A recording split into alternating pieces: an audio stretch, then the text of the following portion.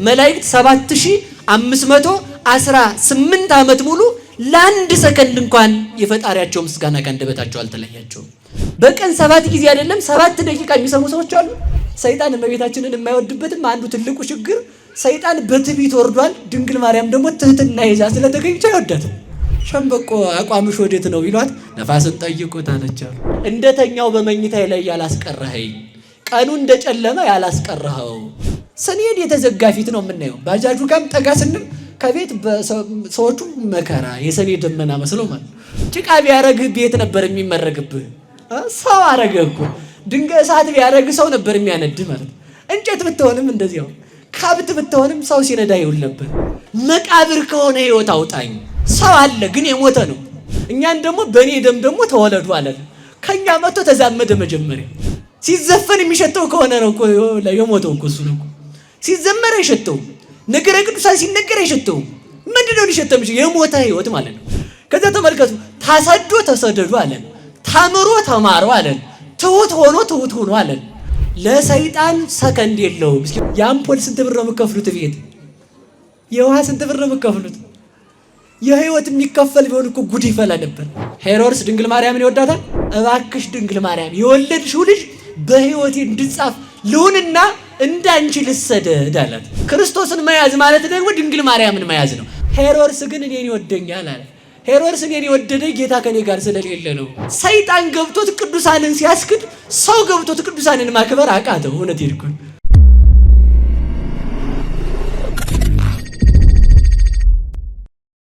በቀን 7 ጊዜ አመሰግናለሁ።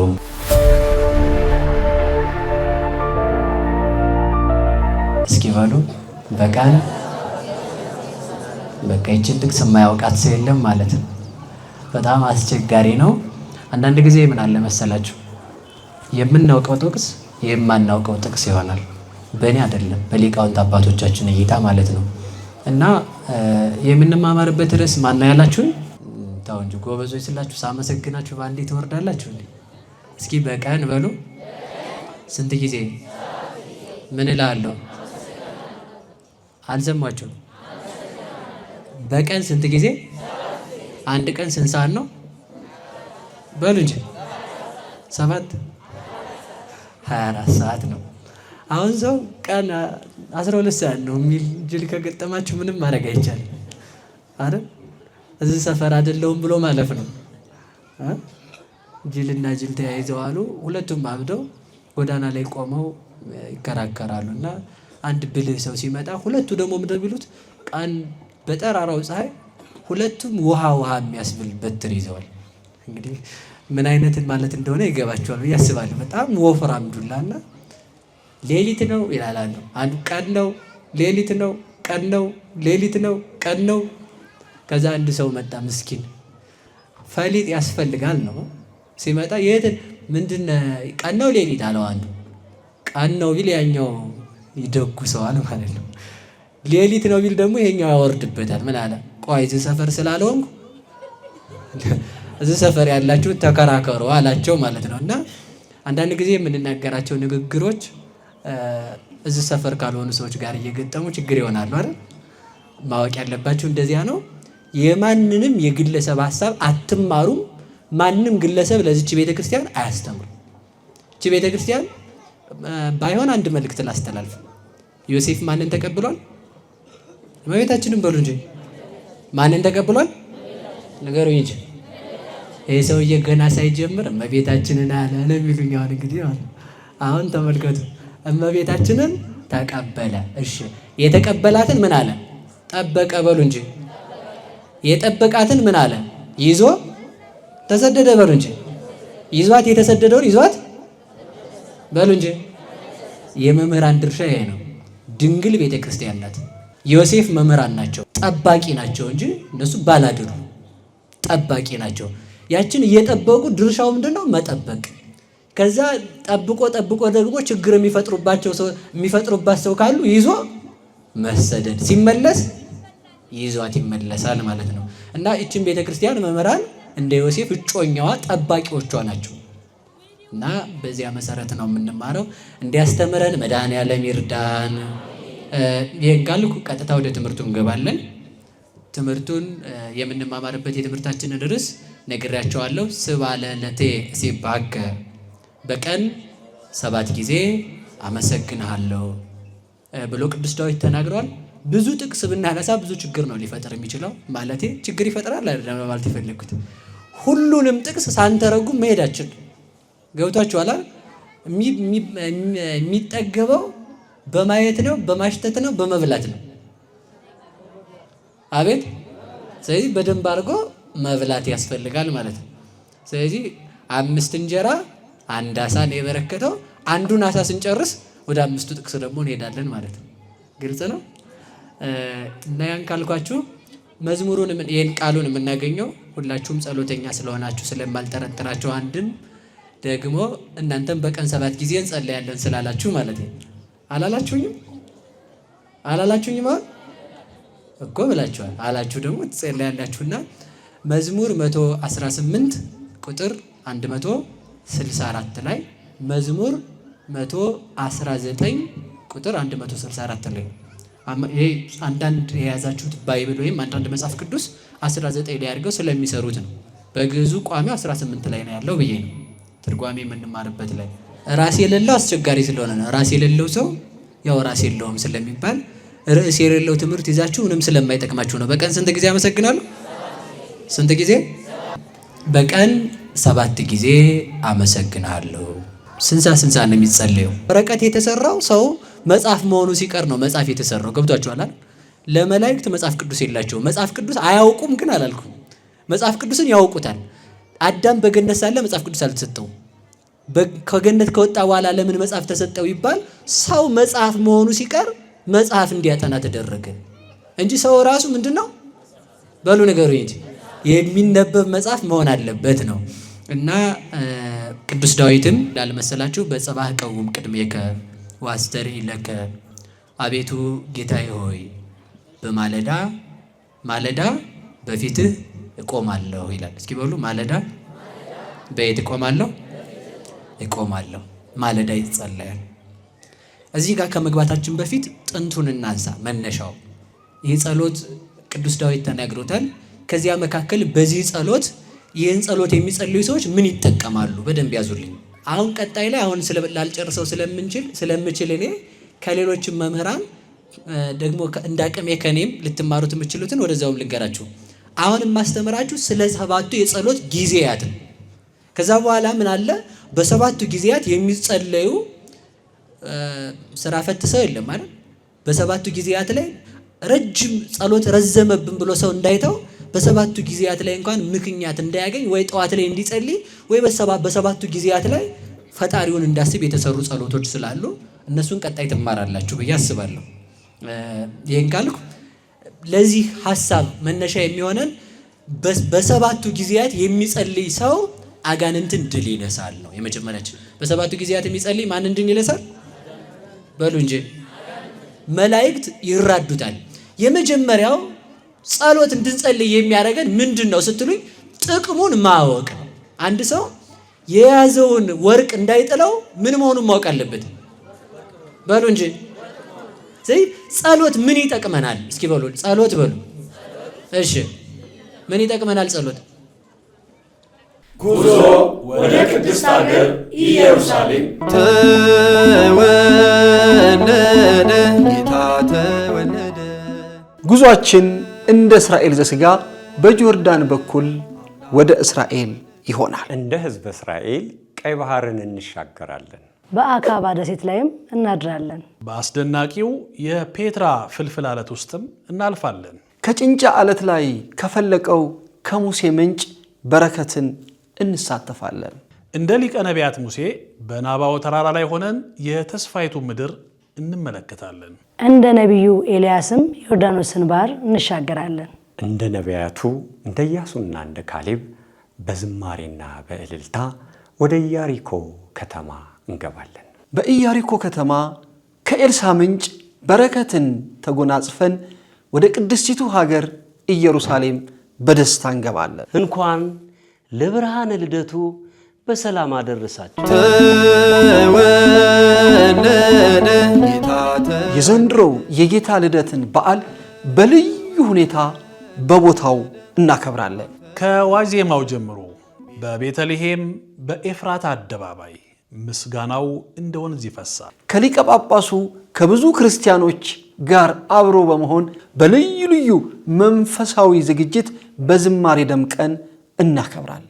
ከበዓሉ በተጨማሪ በመላ እስራኤል የሚገኙ ቅዱሳን መካናትን እየጎበኘን እየተሳለምን በረከትን እናፍሳለን። ከሊቶስጥራ እስከ ጎልጎታ ጌታችን መከራ ሕማሙን የተቀበለበትን 14ቱን ምዕራፎችን እመቤታችን የተገነዘችበት ጽርሐ ጽዮንን የተቀበረችበት ጌቴሰማኔን ጌታችን ምስጢረ ምጽአቱን ያስተማረበትን ሐዋርያት እያዩት በ40ኛው ቀን ያረገበትን ታላቁን ጸሎት አባታችን ሆይ ያስተማረበትን ደብረ ዘይትን እናያለን። ፈጣሪ በፍጡር የተጠመቀበትን ዮርዳኖስን፣ ብርሃነ መለኮቱን የገለጸበትን ደብረ ታቦርን፣ ውሃ ወደ ወይን የተቀየረበትን ቃና ዘገሊላን እንዲሁም በርካታ መካነ ቅዱሳንን እየጎበኘን እየተሳለምን በረከት እየተጎናጸፍን 10 ቀናትን በእስራኤልና በጆርዳን እናሳልፋለን።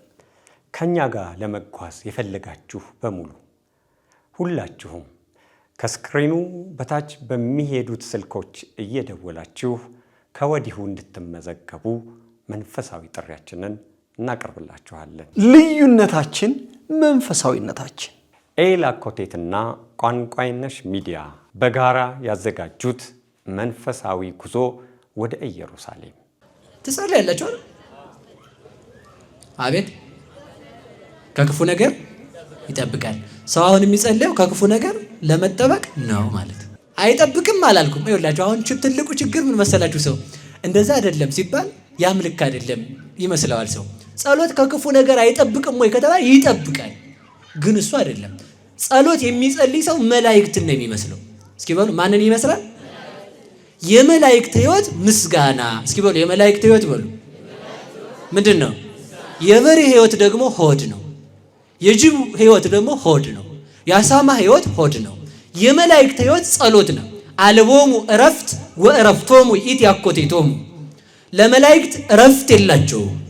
እረፍታቸው ምንድን ነው ስትል ምስጋና ነው ይላል። የመጀመሪያውም የመጨረሻውም የመላእክት ሕይወት ምንድን ነው ከተባለ ምስጋና ነው። ምስጋና ዘወትር ማመስገን። አመስግነውም ሲጀመር ሊቃውንት ምን ይላሉ መሰላችሁ? ወኢይመስሎሙ ከመ ዘቀደስዎ መጠነ መንፈቃ ለዕለት እማመ ተፈጥረ ዓለም እስከኔሁ። መላእክት እግዚአብሔር ምስጋና አቋርጠው አያውቁም ስንላቸው እንኳንስ ሊያቋርጡ አሉን። ይህን ያህል ዘመን 7518 ነው አይደል? ዘንድሮ 18 ዓመት ሙሉ አንድ ቀን ተመልከቱ። ሰው ኦክሲጅንን ትንፋሹ ቢያቆም የልብ ምቱ ቢያቆም እንደሚሞት ሁሉ መላእክት 7518 ዓመት ሙሉ ለአንድ ሰከንድ እንኳን የፈጣሪያቸው ምስጋና ከአንደበታቸው አልተለያቸውም። እረፍታቸው ምንድን ነው ስንለው እረፍታቸው ምስጋና ነዋል። የልብ ምት ሲኖረውና ኦክሲጅን ሲኖረው ነው በህይወተ ስጋ አለ የምንለው። ሰው ደግሞ በህይወት አለ የምንለው ምን ማለት ሲችል ነው? ፈጣሪውን ማመስገን ሲችል ነው። ሰው መላእክትን ይመስላል። ሰው የመላእክት ባልንጀራ ነው።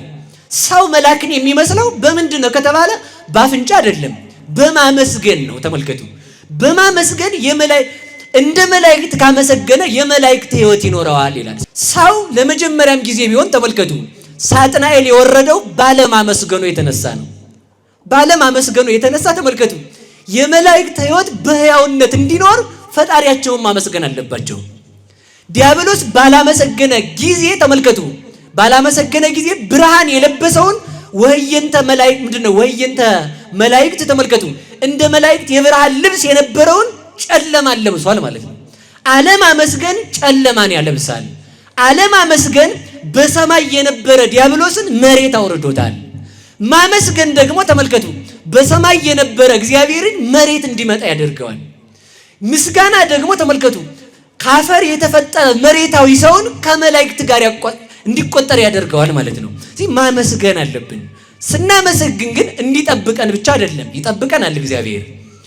ጤና እንዲሰጠን ብቻ አይደለም፣ እግዚአብሔር ጤና ይሰጠናል። የምናመሰግነው ህይወት እንዲኖረን ነው። እስኪ በሉ ህይወት እንዲኖረን በሉ።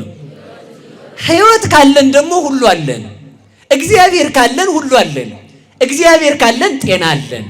እግዚአብሔር ካለን ኃይል አለን። እግዚአብሔር ካለን ሰላም አለን። እግዚአብሔር ካለን በሽታ የለም። እግዚአብሔር ካለን ረሃብ የለም። እግዚአብሔር ካለን ሐዘን የለም። ለምን? ፍጹም እግዚአብሔር ከኛ ጋር ነው። ስናመሰግን እግዚአብሔር ከኛ ጋር ይሆናል። እግዚአብሔር ድሮውንም ተመልከቱ አመስግኑኝ ያለን እሱ እንዲመሰገን ክብር የሚጨምርለት ሆኖ ሳይሆን ከእርሱ ጋር ተዋህደን እንድንኖር ነው። ከማን ጋር በሉ እንጂ እሺ፣ ከእግዚአብሔር ጋር መዋሃድ ትፈልጋላችሁ? ብረት ይዝጋል፣ ብረት ይቆረጣል፣ ብረት አፈር ይሆናል ተመልሶ። ያን ብረት እሳት ጋር ስታስገባው የእሳቱን ባህሪ ይዞ ብረቱ ራሱ እሳት ይሆናል ማለት ነው። ይህ መዋቲ ባህሪያችን ምስጉን የሆነ እግዚአብሔርን ሲዋሃድ በምስጋና እኛ ምን እንሆናለን? ቡሩክ እግዚአብሔርን ስንዋሃድ ቡሩካን እንሆናለን። ቅዱስ እግዚአብሔርን ስንዋሃድ ቅዱሳን እንሆናለን። ኃያል እግዚአብሔርን ስንዋሃድ ኃያላን እንሆናለን። ተመልከቱ፣ ሰላማዊ እግዚአብሔርን ስንዋሃድ በመሬት ላይ ምንም ነገር የማያስፈራን የማያስደነግጠን ሰላማውያን እንሆናለን ማለት ነው። እግዚአብሔር እንድናመሰግን ይርዳን። ምስጋና የማን ሕይወት ነው? በሉ እንጂ የእግዚአብሔር ተመልከቱ፣ የእግዚአብሔር አይደለም የመላእክት ሕይወት ነው። የሚያመሰግን ሰው ተመልከቱ እግዚአብሔርን መላእክትን ይመስላል። መላእክት ተመልከቱ በምስጋና አሁን ቆይ በደንብ ያዙልኝ። መጨረሻ ላይ የምንኖርበት ሕይወት የመላእክት ሕይወት ይባላል። እኔ እንደዚያ መላክ ወደ መላክነት እንቀየራለን አላልኩም። ይኸው እንግዲህ አሁን የሚሰነጥቅ ሰው አለ። እንዲሁ ምን አለ መሰላችሁ መጽሐፍ ሲናገር የማያመሰኳ አትብላ አለ። የተማረውን ትምህርት መልሶ የማያዳምጠው የማያየውን ሰው አትከተለው። ከብት መጀመሪያ ይበላ ያደርግና ከዛ ያወጣና እንደገና ያመሰከዋል፣ ያመነዥካል። ወይም እንደ ማስቲካ አይደለም እሺ፣ ከውስጥ ያለውን የሚያወጣስ ቀድሞ ጎረድ አድርጎ ያስገባና ኋላ ያወጣና ደግሞ ያመሰከዋል ማለት ነው። ተመልከቱ፣ ያ ማለት ምን ማለት ነው? ጥቅስን ስትማር ጎረድ ብሎ ሊገባ ይችላል። ከዛ ያን መልሰህ ስታጠናው ምን ማለት ነው? አሰላሰልከው ማለት ነው። ግን ተመልከቱ የማያመሰኳ ማለት እንደወረደ ጥቅስ ይዞ እንደወረደ ቃል ገንጥሎ የሚሄድ ሰው አትሁን። ያን አትብላ ማለት እንደዚህ አይነት ሰው አትከተል ማለት ነው። እንደዚህ አይነት ሰው አትከተል። እግዚአብሔር እንደዚህ አይነት ሰዎችን ከመከተል ያድነን። ሌላው ሰኮናው ድፍን ይሆን አትብላ አለ። ልበ ድፍን የሆኑ ሰዎችን አትከተላቸው። ተነግረው የማይሰሙ ሰዎች ማለት ቤተ ክርስቲያን እንኳን እየነገራቸው ሰኮናው ክፍት የሆነ ከብት አይታችኋል? እሱ ይበላል። እሺ፣ ሰኮናው ክፍት ማለት ልቡናው ለቅዱሳን ለሊቃውንትና ለቤተ ክርስቲያን ክፍት የሆነ ሰው ነው የሚበላው። እሺ፣ የሚበላው ማለት ደግሞ ሰው አይታረድም። እሺ፣ ምን ማለት ነው? ለእግዚአብሔር ምን የሚሆነው ሰው የሚሆነው ቅዱስ የሚሆነው እሱን ምን እንለዋለን? እንከተለዋለን ማለት ነው። እና ለመልሳችሁ እና የመላእክት ሕይወት ማለት ሰው ወደ መላክነት ይለወጣል ሳይሆን ተመልከቱ፣ ሰው ነን ግን እንደ መላእክት ሳንበላ ነው የምንኖረው። ከዕለተ ምጽአት በኋላ ሳንበላ እንኖራለን። ሰው ነን ግን ልብስ ሳያስፈልገን ብርሃን ለብሰን እንኖራለን። ሰው ነን ውሃ ሳያስፈልገን ተመልከቱ የእግዚአብሔር ፍቅር እንደ ውሃ ሆኖ ሁሌ ከውስጣችን ሲያረካን ይኖራል። ምግብ አያስፈልገንም። አንድ ጊዜ የክርስቶስን ስጋና ደም በልተን ለዘላለም ረሃባችንና ጥማችን ተቆርጦ ሕያው ሆነን እንኖራለን ማለት ነው። የመላእክትን ሕይወት እንድንኖር መድኃኔዓለም ይርዳን። ያ አመስጋኝ ይባላል። የመላእክት ሕይወት የማያመሰግን ሰው ይወርዳል። የትም ይሁን በቃ ይሄን ወቁሽ፣ የትም ይሁን ይወርዳል። ሳጥናኤል የት ነበር? እዛ ላይ ማለት ነው። እዛ ላይ ነበር። የማያመሰግን ሰው ወራጅ ነው። ማመስገን ነው ከእግዚአብሔር ጋር እንድንኖር የሚያደርገን። ምስጋና ከእግዚአብሔር ጋር አንድ አድርጎ ያኖራል። ማንን ማመስገን? እግዚአብሔርን ማመስገን። ስለዚህ ተመልከቱ ጸሎት ምስጋና ነው። ፈረንጅ ሕይወት መኖር ይመኛል አይደል? እንኳን የመላእክት ሕይወትን እውነቴን እኮ ነው። ድካም የሌለበት ዓለም ኃይል ያለበት ጣዕም ተመልከቱ። አሁን ሰው ስልቹ የሚሆነው አዲስ ነገር ምን ጊዜም ቢሆን ልንገራችሁ ከምንወደው ነገር ከማግኘት በስተጀርባ መሰልቸት አለ። እስኪ በሉ ከምንወደው ነገር በሉ ከማግኘት በስተጀርባ ምን አለ በሉ እንጂ ያገኛችሁትን ትወዱታላችሁ። ሌላ ነው ይላል እኮ ሰው እጁ እስከሚያስገባኝ ድረስ ያን ያህል እንዲያ ሲለኝ የነበረ ትላለች ሴቷም ማለት ነው። እሷም ወንዱን እጇ እስከምታስገባው የኔ ጌታ ትላለች ማለት ሲገባ እጇ ከዛ ያሱ ገንዘቧ ስለሆነ ወደ ሌላ ነው የምትሄደው። ጸሎት ግን ተመልከቱ፣ ማመስገን መጸለይ ግን ተመልከቱ፣ መላእክት ሁልጊዜም ቢሆን እግዚአብሔርን አመስግነውትም ማመስገን ነው። ክርስቲያናዊ ተመስጦ የሚባለው እንደዚያ ነው። እግዚአብሔር ሲኖርበት ተመልከቱ፣ ባለን ነገር መደሰት እንጀምራለን። ባለን ነገር ሰላማዊ መሆን እንጀምራለን። ባለን ነገር አመስጋኝ መሆን እንጀምራለን። ጉድለቶቻችንን ሳይሆን እግዚአብሔር የሰጠንን ነገር ማሰብ እንጀምራለን። እግዚአብሔር የሰጠንን ነገር እውነት ይህንን ያሰበ ሰው ማንን ይመስላል? መላእክትን ይመስላል። እግዚአብሔርን ተመልከቱ። እግዚአብሔርን የሰጠን ነገር እግዚአብሔርን ለማመስገን ብዙ ምክንያቶች አሉ። ብዙ ምክንያቶች። ለምሳሌ ተመልከቱ፣ ሰው ጸጉሩ ቢመለጥ ራሱ ማብቀል አይችልም። አሁን እየተተከለ ነው መሰላል። ተውት። ሌላ ልንገራችሁ። አፍንጫው ቢቆረጥ አፍንጫ ማስተከል ይችላል? ሚሊዮን ብር ይከፍል በሉ እንጂ ያው ፕላስቲክ ሊሆን ይችላል፣ ግን አፍንጫ አይሆንም። ይሄን ማወቅ አለባችሁ። አንድ አፍንጫ የማይተክል ሰው እኮ ነው መከራውን ሲባክል የሚውለው ማለት ነው። በዓለም ያለው ንብረት ተደምሮ የአንድ አፍንጫችንን ያህል ዋጋ የለውም እኮ አያችሁት? የአንድ ጣታችንን ያህል እና ይህን የሰጠን እግዚአብሔር ይመስገን። ለማመስገናችን ብዙ ምክንያት አለ። መጸለይ ተመልከቱ፣ ከእግዚአብሔር ጋር መነጋገር ነው። እስኪ በሉ መጸለይ በሉ። ከማን ጋር መነጋገር በሉ እንጂ። ሰው ጸሎት ሲያቆም ከማን ጋር ንግግር አቆመ? አሁን ጥያቄ ልጠይቃችሁ። ጠዋት መጸለይ ስናቆም እግዚአብሔርን አንተ ማውራት ሰልችቶኛል ማለታችን እንደሆነ አውቃችሁ ታውቃላችሁ? አታውቁማል? እሱ አይባልም። ልክ ነዎት። ግን እኔ እያልኩ ያለሁት አሁን አንድ ባለስልጣን ጠርቶ ናማ አውራኝ ና አጫውተኝ ቢል ካቀረ ሰውየው ምንድን ነው ትርጉሙ? አላወራም በሉ እንጂ አላወራም ማለት ነው። እግዚአብሔር ደግሞ እኔን ጥራኝና በጸሎት አነጋግረኝ አለ። ተመልከቱ፣ አነጋግረኝ ሲል ሰው አልጸልይም ካለ ምን ማለቱ ነው? አይ ከአንተ ጋር መነጋገር አልፈልግም ማለቱ ነው ማለት ነው። የሚጸልይ ሰው ተመልከቱ ከማን ጋር ይነጋገራል? ጸሎት ቢል ተናግሮ ምስለ እግዚአብሔር። ጸሎት ማለት ከእግዚአብሔር ጋር መነጋገር ነው። እስኪ ጸሎት ማለት በሉ ከማን ጋር መነጋገር? በሞት ያፈርሰውን። በዚህ ዓለም አንድ ትልቅ ባለስልጣን መኪናውን አቁሞ እንዴት አደርክ ብሎም ቢሄድ ቀን ሙሉ ደስታ ሞልቶብን ነው የሚሆነው። እዚህ ጋር የኛ ሰፈር ሰዎች ናቸው እንጂ የማያከብሩኝ። ይገርምሃል፣ እንትና ባለስልጣን ከመኪናው ወርዶ እኮ ነው ሰላም ያለኝ። እንደው ፎቶ ይነሳል ሰው ማታ ፖስት ነው የሚያደርጋት ማለት እንዲህ ያለው ሰው ነው። ፈራኝ እኮ ነው። ተመልከቱ፣ ፈራኝ። እግዚአብሔር ከኔ ጋር አውሩ እያለው ሰው ጸሎት ካስታጎለ ምንድን ነው? ከአንተ ጋር ማውራት መሮኛል ማለት ነው። ደግሞ ምን ልንገራችሁ፣ ስንጸልይ ተመልከቱ እግዚአብሔር ብሶታችንን ይሰማል። ሰው የሚለን አሁን የሰውን ተንኮል አይደለም ማውራት የፈለግኩት፣ የእግዚአብሔር ቸርነት እንዲገባል ነው የፈለግኩት። ሄዳችሁ አንዱን ባለሀብት ነገም ቸገረኝ እንደው እንትን ብሎ እንደው እንደዚህ ብሎ እንደው እንደዚህ ብትሉት በር ስታንኳኩ ገና ማን ነው እገሊት ናት ዝጋው፣ የለም በል የለም ዝጋ፣ ሰለቸኝ መረረኝ ይላል። ስልክ ሲደወል ደግሞ የማን የገሊ አላነሳው፣ ኋላ አላየሁትም። አያችሁ እግዚአብሔር ዘወትር ስንነዘንዝ እንኳን እኔ የሚያስደንቀኝ እኮ እኛ እንድንጸልይ መሆኑ ሳይሆን ተመልከቱ ያንን ንዝንዛችንን ልስማችሁ ብሎን የኛ ኩራት ማለት የኛ ኩራት በጣም ነው የሚያስደንቀው። እግዚአብሔር ኑ ልስማችሁ የልባችሁን ብሶት ኑ አለ እኮ ተመልከቱ። ልስማችሁ እኮ ነው ያለን። በተመልከቱ በቀን 7 ጊዜ ልስማችሁ አለን። እንኳን 7 ጊዜ 7 ሰከንድ የሚሰሙ ሰዎች አሉን። በቀን 7 ጊዜ አይደለም 7 ደቂቃ የሚሰሙ ሰዎች አሉ።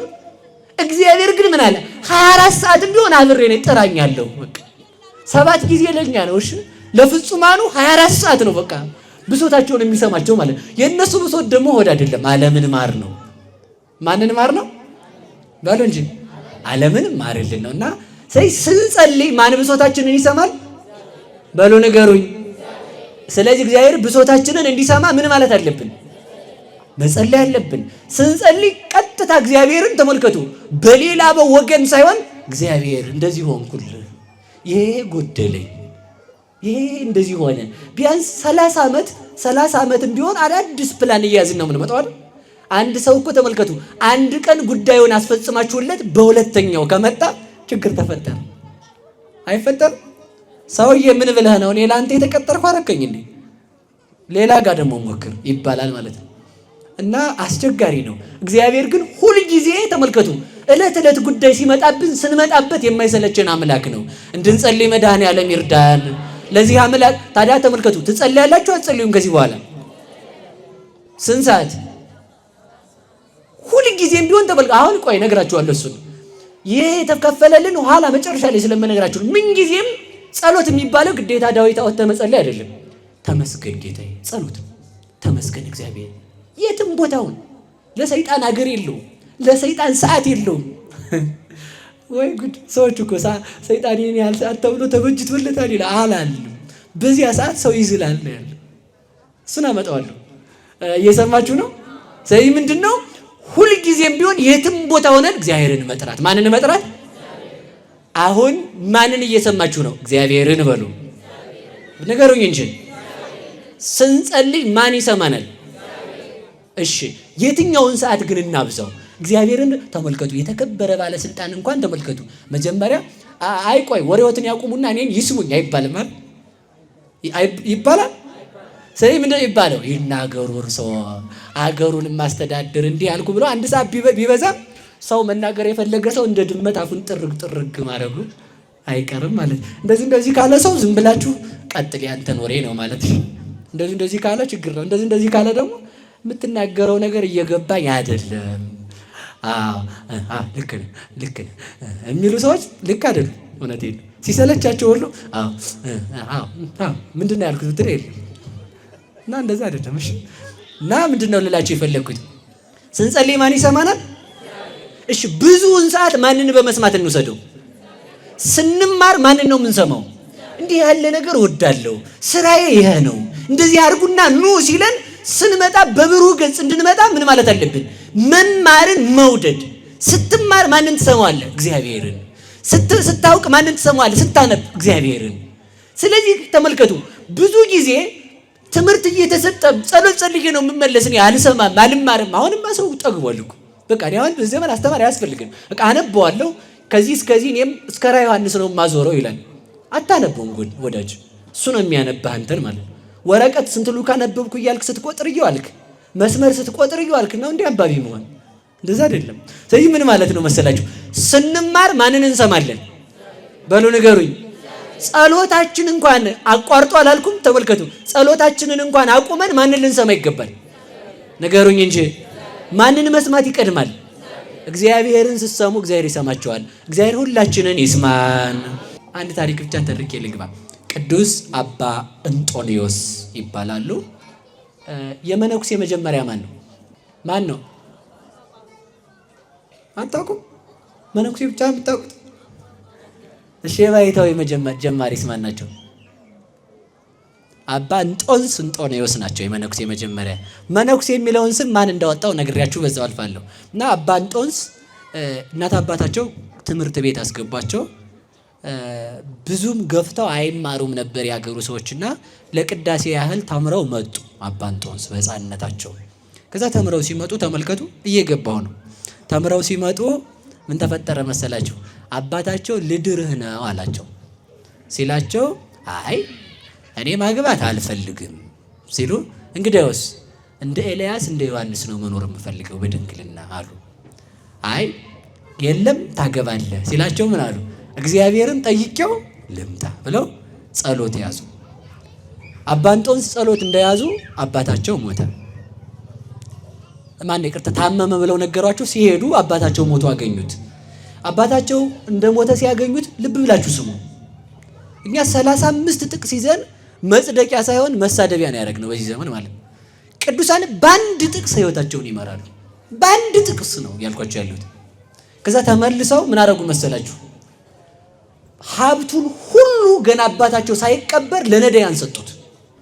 ውሃው መጠጡን በተጠሙ ሰዎች ጉሮሮ፣ ልብሱን በተራቆቱ ሰዎች ትከሻ፣ ምግቡን በተራቡ ሰዎች ሆድ።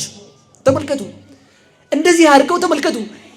ምን አደረጉ መሰላችሁ? ወምድረ ዳጥ መዋዕል ትረክብ አለ። ተመልከቱ ሰሎሞን፣ ከጥቂት ከብዙ ዘመን በኋላ ታገኘዋለህ። ምግብ እንጀራን በውሃ ውስጥ ጣል ተብሏል። ከጥቂት ዘመን በኋላ የሚገኝ ምግብ ማን ነው ካልከኝ ለነዳያን የሰጠኸው ነው። ከጥቂት ዘመን በኋላ የሚገኝ ልብስ የት ነው ካልከኝ ለነዳያን ያለበስከው ነው። ያንን አደረጉና ተመልከቱ መጨረሻ ላይ ምን አሉ መሰላችሁ? ገንዘቡን ወዴት አለ ኃይልህ አሉት። ገንዘቡን እኮ ነው እየሰጡ። ባለጸጋ በገንዘቡ ልስራ ቢል ኃያል ስለሆነ ነው እንጂ ገንዘብ ኃይል ኖሮት አይደለም። የዚህ ዓለም ብዕል ሰውን ተከትሎ መሄዱ ወዴት አለ? እሱ ብቻውን አንድ ነጠላ ለብሶ ሲሄድ ለምን አልተከተላችሁትም እያሉ እየወሰዱ መጸወቷቸው። ከዛም ሁሉንም ገንዘብ መጽውተው ከጨረሱ በኋላ ምን አደረጉ መሰላችሁ? ለምን መጸወቱ ሲባል ምናኔን አስበው ነበርና። ምንን አስበው? ከዛ እህታቸው አንድ እህት ነበረቻቸው፣ ከደናግል ገዳም አስገብተው ሄደው ጸሎት ማድረግ ጀመሩ። ጸሎት ሲያደርጉ አንዲት ሴት ጓደኞቿን አስከትላ ወንዝ ዳር ሄዳ ትታጠባለች። አባ እንጦንስ ዋሻ ውስጥ ቁጭ ብለው ይጸልያሉ እና ሴቶቹ ዝም ብለው ራቁታቸውን ናቸው። ከዛ አባ እንጦንስ አይናቸውን እንዳያይ አይናቸውን ከመሬት አድርገው የህሊናቸውን አይን ወደ ሰማይ አድርገው ይጸልዩ ጀመረ። ሰዎቹ ደግሞ ምን ቀጠሉ መሰላችሁ? የሰፈር ወሬ ማውራት ያዙ። መቼም ታውቁታላችሁ፣ የሰፈር ወሬ ካልኳችሁ ይበቃቸው። የሴቶችን ጉዳይ ማውራት ያዙ። ከዛ በጣም ታግሰው እየጮሁ እየጸለዩ ቆይተው በጣም ሲረብሿቸው እናንተ ሴቶች አታፍሩም? ለምንድነው እንደዚህ የምታረጉ አሏቸው። ሲሏቸው ምን አሉ መሰላችሁ? እንጦንስ ለመኮን ከመነኮስ ሁር ሀበ ገዳም አሏቸው። መነኩሴ ከሆንክ እዚህ አትቀመጥ፣ ገዳም ክንሄድ አሏቸው። አሃ አሉ። ተመልከቱ፣ መነኩሴ የሚለውን ስም ያቺ ሴትዮ አወጣችላቸው፣ እምነት የሌላ ሴትዮ። ከዛ ያንን ምን አሉ መሰላችሁ? ያን ስም ያዙና እንጦንስ መነኩሴ ከሆንክ እዚህ ዋሻ ምን ያስቀምጣል እያሉ በጥፊ እያሉ ራሳቸውን ይዘውት ሄዱ። ራሳቸውን ማለት ነው። አንድ ሰው ተመልከቱ፣ የሚሰድበን ስድብ ክብር ነው ለኛ። ይሄን ወቁ በደንብ አድርጋችሁ። አንድ ሰው የሚናገረን ነገር ተመልከቱ፣ ቅዱሳን ከሆኑ አስተውለው ይሰሙታል። ቅዱስ ኤፍሬም ምንድን ነው ያለችው? አንድ ሴት ታየዋለች እንደዚህ ዝም ብላ እንደዚህ ብላ ስታየው ሴትዮ ምን ሆነሽ ነው የምታየኝ አላት። የወጣሁበትን ነው የማየው፣ አንተስ የወጣህበትን አታይም አለቻቸው። ምን ማለት መሰላችሁ? እኔ ከወንድ ጎን ነው የተገኘሁት፣ አንተም ደግሞ የተገኘው ከመሬት ነው። ምን ሰው አሳየ? ከዛ ምን አሉ? እውነቷን ነው መቃብር ክናስብ ስትለይ ነው ብለው መቃብሩን እያሰበ ኖረ ቅዱስ ኤፍሬም ማለት ነው። ቅዱሳን የተነገራቸውን ነገር በማስተዋል ይሰሙታል። ማስተዋል ያድለን። ማስተዋል የተነሳው ሰው እውነት እንኳን ብትነግሩት አያስተውልም። ይህ ዘመን እውነቴን ነው በጣም ማስተዋል የተነሳን ዘመን እንደሆነ አስባለሁ። እውነቴን ነው። ሰው ትንሽ ነገር ጸጉር ሰንጥቆ የሚሄድበት እንደ ጭልፊት ዝም ብሎ አንድ ቃል ይዞ የሚሄድበት ዘመን ስለሆነ ስለዚህ ተመልከቱ፣ ሄዱ በረሃው ላይ ይዘው ሄዱና ራሳቸውን ድንጋይ ላይ እህል ብታደርጉ የፀሐዩ ኃይል እህልን ከሚቆላበት ቦታ ላይ ተቀመጡ። ከዛ ተቀምጠው ተመልከቱ፣ ዋሻ ሲገቡ ሰይጣን መጥቶ መዘባበት ጀመረ። እየሰማችሁ ነው? የሚጸልይ ማንን ያሸንፋል ነው? ንገሩኝ እንጂ ሰይጣንን ያሸንፋል።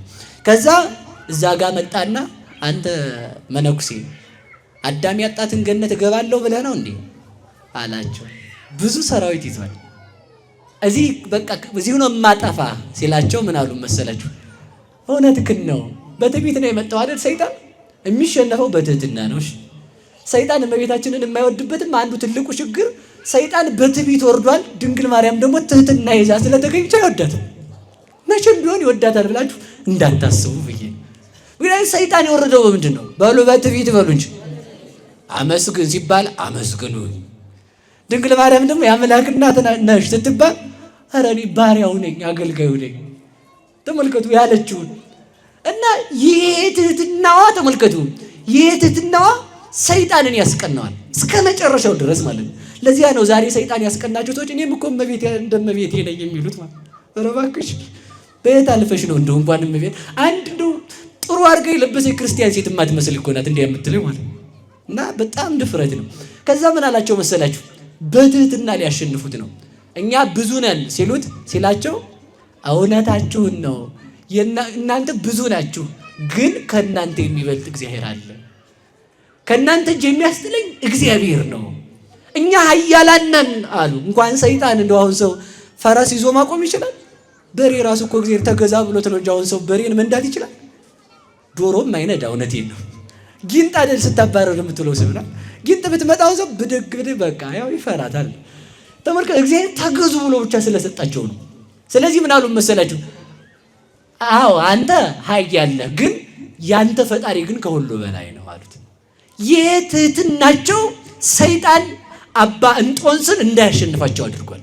ትህትና ይኖረን፣ መድኃኔዓለም ትህትና ይስጠን። የኛ ኃይል የሚለካው እኛ ምንም ኃይል የለንም። ኃይላችን ማን ነው? ማን ነው ኃይላችን?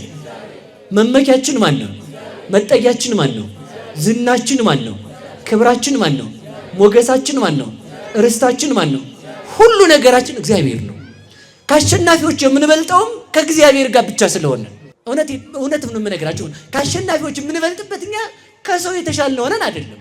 ከሰው የባስን ደካሞች እኔ በተለይ ደካማ ነኝ፣ ከእናንተም የባስኩ ማለት ነው። የምንበልጠው ግን እግዚአብሔር ከኛ ጋር ስለሆነ ነው። ማን ከኛ ጋር ነው? በሉ እንጂ ንገሩኝ። እግዚአብሔር ከኛ ጋር ነው ማለት አለባችሁ። ረሃብ ሲመጣም ህብስተ ሕይወት እግዚአብሔር ከኔ ጋር ነው። ችግር መሰደድ ሲመጣም ጽዋ ሕይወት እግዚአብሔር ከኔ ጋር ነው። መሰደብ ሲመጣም ተሰድቦ ስድብን ያራቀ እግዚአብሔር ከኔ ጋር ነው። ስድብ መሰደብ የማይጠቅም ቢሆን ክርስቶስ አትስደቡኝ ይል ነበር። መሰደብ ጠቃሚ ሀብት ነው። እግዚአብሔር ይስጣቸው። አሜን በሉ። የሚሰድቡንንም እግዚአብሔር ይስጣቸው። እውነቴን ነው። እስኪ ሆሳዕና በሉ። አሁን ይሄ ደግሞ ሌላ ድስኩር እንዳይመስለው መድኃኒት ማለት ነው። ሆሳዕና መድኃኒት ደግሞ ማን ነው? ራሱ እግዚአብሔር ነው። መድኃኒት የተገኘባት መድኃኒት የእግዚአብሔር እናት ናት። ግልጽ ነው። እየሰማችሁ ነው። ክኒና መድኃኒት ነው አይደለም? እና ክኒና መድኃኒት ከተባለ መድኃኒቱ ያቺ ውስጥ ላይ ያለችው የምትዋጠው ብቻ ናት መድኃኒት። ክኒና ስጠኝ ስትል መድኃኒት ነው የምትቀበለው። እስከ ነቃው ነው። ክርስቶስ መድኃኒቴ ነው ካልክ መድኃኒት የተገኘባትን ድንግል ማርያም መያዝ አለብህ። ውሃ ስጠኝ፣ እሺ ብርጭቆ ምን አመጣው ይባላል። እስኪ ጠጣና ይለይልህ። ልብስ እንደው ተመልከቱና ወደ ነገር ልመልሳችሁ እና ያችን ምርኩዛቸውን ይዘው ነገ ጠዋት ቤቴን እሄዳለሁ እንግዲህ አሉ። እዛ ጠዋት ተነስተው ወጥተው አንድ እግራቸው ውጭ አንድ እግራቸው ውስጥ እንዳለ መልአክ መጣ። ዛሬ ማንን ነው የምናከብረው? ጥሩት እንጂ ስሙን። መልአኩ መጣና ጸለየ፣ ሰገደ። ጸሎቱንና ያን ሌላ ቀን ስለማስተምረው እሺ፣ እዚህ ብቻ ያዙልኝ። ጸለየ፣ ሰገደና ሰኔል ለብሶ ሰው መስሎ ነው የመጣው። ከዛ ጸሎቱን ሲጨርስ ሰኔሉን መስራት ጀመረ። ሰኔል ታውቃላችኋል? እንደ ዳውጃ አይነት ማለት ነው። እና የሚሰራው ከዘንባባ ቅጠል መሰለኝ ሳይሆን ነው። እና ያን እየሰራ ቆይ ግን ምን ሊያደርግ ነው አሉና ተመልከቱ። መልአኩ ሲመጣ ልባቸው ረጋ። መላእክት ሲመጡ ልባችን ይረጋል። አያችሁት አይደል? መልአክ ሲመጣ ደስታን ይዞ ይመጣል። መልአክ ሲመጣ ሁከትን አርቆ ይመጣል። መልአክ ሲመጣ ልንወጣበት ልንሄድንበት ያለው በር ተዘግቶ እንደገና ህይወት ይቀጥላል። ቅዱስ ገብርኤል ባላችሁበት ቦታ ያጽናችሁ፣ ባለንበት በእምነታችን ያጽናን። ማይበረ መላእክትን ጸጥ ያደረገው ቅዱስ ገብርኤል ቁሙ ነው ያላቸው። መልአክ ሲመጣ በመጽናት ነው የሚታወቀው። የእግዚአብሔር ሕዝብ በመታወቅ ሳይሆን በዝምታ ይታወቃል። አንድ ጥቅስ አንጠልጥሎ አንድ ሰባኪ፣ አንድ ተናጋሪ፣ አንድ የሆነ መናፍቅ በመጣ ቁጥር ኧረ እንዲህ ነው ኧረ እንዲህ ነው አይልም። እንደ ሸምበቆ አይልም። እሺ ሸምበቆ አቋምሽ ወዴት ነው ቢሏት ነፋስን ጠይቁት አለቻሉ። ነፋስ ወደ ነፈሰበት ማለት አሁን ሰው ወደ ነፈሰበት ነው አይደል? ይሄኛው ሲያነፍሰው ወዲያ ይሄኛው ሲያነፍሰው ወዲህ ማለት ነው። አቋም ይኖረን። አሜን በሉ እንጂ የእግዚአብሔር መሆናችን የሚታወቀው ባለንበት ስንጸና ነው። እና መልአኩ መጣ፣ ሰኔል ሰራ። ባጭሩ አምስቱን ጠዋት 1 ሰዓት ላይ ሰገደ፣ 3 ሰዓት ላይ ሰገደ ጸለየ፣ ሰኔል ሰራ እስከ 6 ሰዓት ላይ ጸለየ ሰገደ እስከ 9 ሰኔል ሰራ፣ 9 ሰዓት ላይ ሰገደ ጸለየ እስከ 11 ሰኔል ሰራና አባ እንጦንስ ቁጭ አሉና ቆይ ይሄንማ ሳላይ አልሄድም አሉ። በዚያው ለመቅረት እኮ ነው። እግዚአብሔር እንደመጣ ልባችን ያስቀርልን፣ ከቤቱ አያርቀው። እሺ ተመልከቱ፣ ተረጋጉ። ማን ሲመጣ? መልአክ ሲመጣ። ለዚህ ነው ፈኑ ለነ መልአከከ ሄረ መራሄ የምንለው በሊጦን። ቸር መልአክህን ላክልን፣ መሪ መልአክህን ላክልን፣ ያውም ቅዱስ ገብርኤልን። እሱን የሰጠን መድኃኔዓለም የተመሰገነ ይሁን። ቅዱስ ገብርኤል ሲመጣ ሁከት ጸጥ ይላል። እንኳን እዚህ ጋር ተመልከቱ፣ ትል ምናምን ብናኝ የሆኑ ሰዎች ቅዱስ ገብርኤል ሲመጣ የሳጥናኤል ሁከት ጸጥ ብሏል። ቅዱስ ገብርኤል አሁን በመካከላችን አለ። እሱን የሰጠን መድኃኔዓለም የተመሰገነ ይሁን። ከዛ ተመልከቱ እንዲህ አላቸው፣ እንጦንስ ከመከመዝ ገበርከ ትድህንም ጸባ አጋንንት። እንደዚህ ያደረክ እንደሆነ ከአጋንንት ትድናለህ። እስኪ እንደዚህ ያደረክ እንደሆነ በሉ ከአጋንንት ትድናለህ። ሰዓት ስለሌለኝ በአጭር ደቂቃ ነው የምጨርሰው። እንዲያብይ አስባለሁ። ባጭር ላይ ሰባቱን አልፌ ብቻ ምስጢር ነግሬ አልሰብካችሁም፣ ትምህርቱን ብቻ እነግራችኋለሁ። ከዛ እንደዚያ ካላቸው በኋላ አምስቱን ጊዜያት አሳያቸው። አምስቱ የአምስቱ ኪዳናት ምሳሌ ናቸው። ሊቃውንት አንድም ብለው አምስቱ የአምስቱ ሕዋሳት ምሳሌ ናቸው። አምስቱ የአምስቱ መጻሕፍተ ኦሪት ምሳሌ ናቸው። አምስቱ የአምስቱ አዕማደ ምስጢር ምሳሌ ናቸው። እነዚህን አሳየውና ምን አለው? እንደዚህ ካደረክ ትድናለህ አለ። እስኪ እንደዚህ ካደረክ በሉ ከምን ትድናለህ? ባዶ ጭንቅላት ተመልከቱ። ሰው ጸሎት ጸልዮ መጋደም የለበትም፣ መስራት አለበት። ይሰማችሁ? ሰው ጸልዮ ካለ ሰይጣን መጥቶ መጮቻ ነው ሊያደርገው የሚችለው። ባዶ ቤት ያው ማደሪያ አይደል? ባዶ ቤት ችግር ነው ብዬ ነው። ጸልይና ሲያበቃ ምን አለው? ጸልዮ ሲያበቃ መልአኩ ስራ መስራትን አሳየው። ቅዱስ እንጦንስ እየተፈተነ የነበረው ጸሎት ጸልዮ ሲያበቃ ዝም በማለቱ ነበረ ማለት ነው። እነዚህ ተመልከቱ፣ እነዚህ የሰይጣን መልእክተኞች በህሊናችን ገብተው ምንፍቅና ሊዘሩ የሚችሉት ጸሎት ጸልየን እነሱን ማድመጥ ስንጀምር አያችሁ፣ የዛን ጊዜ መርዙን ይረጫል ማለት ነው። ሰይጣን እንዳይገባ ከፈለክ አይምሮህን ምን በለው፣ ሰይጣንን አላስብም በኋላ ስታስበው ነው ብትው ላይ ራስህ እንዲህ አይባልም። እሺ መድኃኒቱ አይምሮህን ማሳዝ ነው። እስኪ ማሳዝ ነው። ማስያዝ ማለት ይገባችኋል? ሰው አንድ ነገር እያሰበ እግዚአብሔርን ባሰብን ሰዓት ሰይጣን ኮሽ አይልም። እዛ አካባቢ ነው። ገባችሁ አይደል? ለማለት የፈለጉት ጸልየን ምን ማለት እንዳንሰናከል መስራት ሰርተን ደግሞ ተመልከቱ ትርፍ ሰዓታችንን አሁንም ምን ማለት መጸለይ። ለዚህ ነው ምን ይላል አንድ ፈላስፋ ሲናገር፣ አይምሮ ቦይ ነው፣ ሐሳብ ውሃ ነው። ውሃውን ማስቆም ካልቻልክ ምን ማለት ነው? ቦይ መስጠት ነው።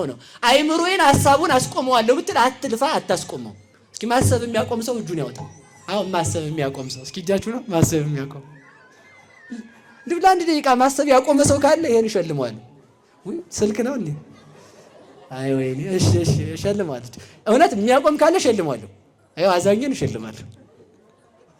በቃ ይቅርብኝ ነው ብዬ ነው። ሰው ማሰብ ማቆም አይችልም። በቃ አይችልም ማሰብ ማቆም። እና ምንድነው ማድረግ ያለብን? ሐሳቡን መቀደስ ነው። ሐሳቡን እንድንቀድስ እግዚአብሔር ይርዳን። ስለዚህ ምን አደረገላቸው? እንጦንስን ሐሳባቸውን እንዲቀድሱ ታደረገ። ከጸሎት ሲያርፉ ስራ እንዲሰሩ፣ ከስራው ሲጨርሱ ጸሎት ደረሰ ብለው ተመልከቱ። ድሮ እናቶቻችን እኮ ለሰይጣን የማይጋለጡት ብዙ መናፍቅም የሌለው ምን መሰላችሁ? ሲፈጩ ይላሉ። ማታ ደግሞ ያሞካሉ። ለባላቸው እራት ያዘጋጃሉ። በምን ሰዓት ያስቡት ኃጢአት። አሁን እኮ ምን ይደረግ፣ ሰው ጉልት ብሎ ነው የሚውለው ሰው። እውነቴን በጣም ይቅር በሉኝ፣ እሺ ይቅር በሉኝ፣ እውነቴን ነው። እና ምን ያርግ ሰይጣን ግብቶ ያባክናል። ሰው ቁጭ ብሎ ስለዋላ አይደል እንዴ? ተመልከቱ፣ ትልቅ ነገር ለመስራት ትልቅ ነገር፣ አሁን ፕራንክ የመጣው ሁሉ እኮ ትልቅ ነገር ለመስራት እኮ ተመልከቱ። እንዴ ትቀልዳላችሁ እንዴ እናንተ?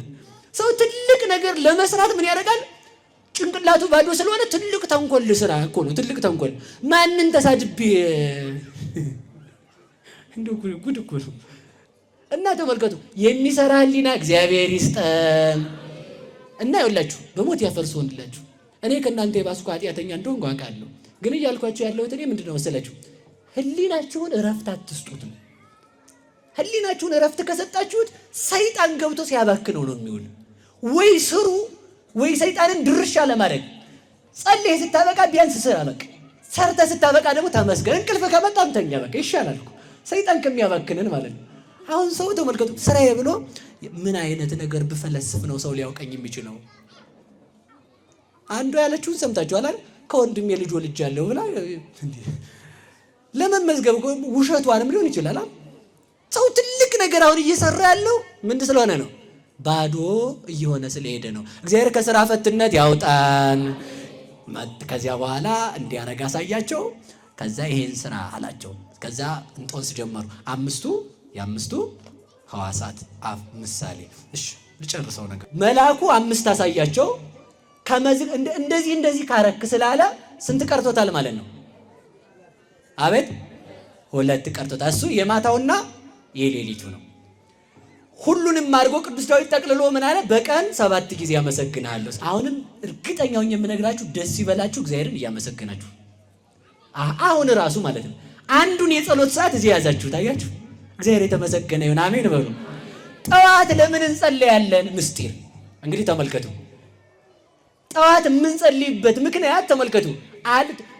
የመጀመሪያው ምክንያታችን የሌሊቱን ጨለማ አሳልፈ ብርሃን አመጣልን ስንል የሌሊቱን ጨለማ አሳልፈ ምን አመጣል? ጠዋት የማይጸልይ ሰው ሌሊቱን እኔ ነኝ ያነጋሁት እንዳለ ይቆጠርበታል። ለምን? ለሌሊቱ አሳዳሪ እግዚአብሔር ስላለው። አሳዳሪ እግዚአብሔር ካለው ያሳደረውን እግዚአብሔር ተመስገን ማለት ስላለበት ነው። ሌላው ምን መሰላችሁ? እንደተኛው በመኝታዬ ላይ ያላስቀረኸኝ፣ ቀኑ እንደጨለመ ያላስቀረኸው ተመስገን። እየጸለያችሁ ነው በሉ በደንብ። ማን ይመስገን? ሌሊቱን ያሳለፈ እግዚአብሔር ይመስገን። አንድም ብለው ሊቃውንት ሲተረጉሙት መከራውን ያሳለፈ እግዚአብሔር ይመስገን ማለት ነው። ሌሊት የተባለ መከራ ስለሆነ መከራችንን የሚያሳልፍልን እግዚአብሔር ይመስገን። እንደ ኃጢአታችን ብዙ መከራ ያገኘን ነበር፣ እንደ ቸርነቱ ግን አቁሞናል። ስለዚህ ተመልከቱ፣ አንድም ይላሉ ሊቃውንቱ። ሁለተኛው እየሰማችሁ ነው። ሁለተኛው ትርጉም ምንድነው? አሁን ግን አንዷን ይዞ መሄድ አይቻልም። እሺ ስሙ። አሁን ሁለተኛው ደግሞ ምንድነው? ቀኑን ባርክልኝ ብሎ ማስፈቀድ ነው። እስኪ ቀኑን በሉ ባርክልኝ። ምን ሲል? ሲጸልይ በሉ እንጂ። ጠዋት የማትጸልዩ ሰዎች እኮ ተመልከቱ፣ እግዚአብሔር ሆይ በቀኔ ላይ ድርሽ እንዳትል፣ ብቻዬን ነው የምሄደው እኮ ብለን እንዴት አድርጎ ይሳካ ጎበዝ። ስንሄድ የተዘጋ ፊት ነው የምናየው። ባጃጁ ጋርም ጠጋ ስንል ከቤት ሰዎቹ መከራ የሰኔ ደመና መስለው ማለት። ከዛ ባጃጁ ጋር ስንጠጋ ደግሞ የነሐሴ ሆኗል። ከዛ ደግሞ ወደ ቀበሌ ስትጠጋ ደግሞ እንደዚህ አይነት ፊት ላለማየት ቀኑን ለማን ማስባረክ በሉ እንጂ። እንዳደርስ ስላልከው ነው ሁሉም ይዘጋል። እግዚአብሔር ከቀደመ ሁሉ ይዘጋል። አንድም ደግሞ ተመልከቱ፣ ቀኑን እኔ ነኝ የማውለው ብሎ እንደ መኩራት ይቆጠራል፣ እንደ ትዕቢት ማለት። ቀኑን ማን ነው የሚያውለው? ማን ነው የሚያውለው? የሚጸልይ ሰው ለማን ሰጠው ማለት ነው? በሞቴ ንገሩኝ። እግዚአብሔር ቀናችንንም ሌሊታችንንም ያሳምርልን። ሌላው ምንድነው? ሁለተኛው ተመልከቱ፣ አዳምን ከመሬት አንስተህ ፈጥረኸዋል ማለት ነው። እኛ ወንዶች ነን አይደለን? እሺ አዳምን ፈጥሯል አልፈጠረም? ጠዋት የማይጸልይ ሰው ምን ማለቱ ነው? አዳምን ከመሬት አንስተህ አልፈጠርከውም እንደ ማለት ነው ማለት። ያንን ሰዓት ተመልከቱ፣ አቤቱ አንተ ሁላችንም ምን ማለት ነው? ከመሬት አንስተህ በሉ ሰው አድርገናል በሉ እንጂ። ሰው ምንድን ነው?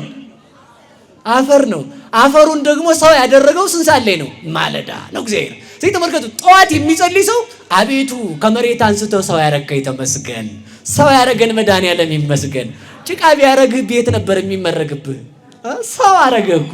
ድንጋይ እሳት ቢያረግህ ሰው ነበር የሚያነድህ ማለት።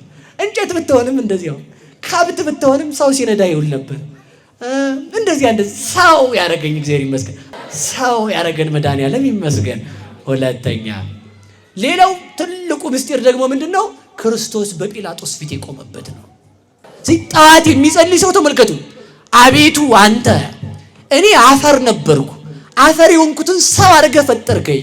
ሰው አድርገህ ብትፈጥረኝ አንተን በኃጢአቴ ካድኩህ፣ አንተን አላምን ብዬ ዕፀ በለስን ቆርጬ በላሁ። እንደገና ሰው ሆነ እኔ በጲላጦስ ፊት መቆም ሲገባኝ ስለ እኔ በጲላጦስ ፊት ቆምክልኝ ማለት ነው። በጲላጦስ ፊት የቆመልን መድኃኒዓለም የተመሰገነ ይሁን። ክርስቶስ በጲላጦስ ፊት ሲቆምልን እኛ በሳጥናኤል ፊት መቆም ቀረልን። አየው፣ በጲላጦስ ፊት በቆምክ ጊዜ በሳጥናኤል ፊት መቆሜን ያስቀረልኝ አምላክ ተመስገን፣ መድኃኒዓለም ይመስገን። አንድ ሰዓት የሚጸልይ ሰው ይሄን ይላል። ብዙ ምስጢራት አሉት። አልፌ ልሄድ 3 ሰዓት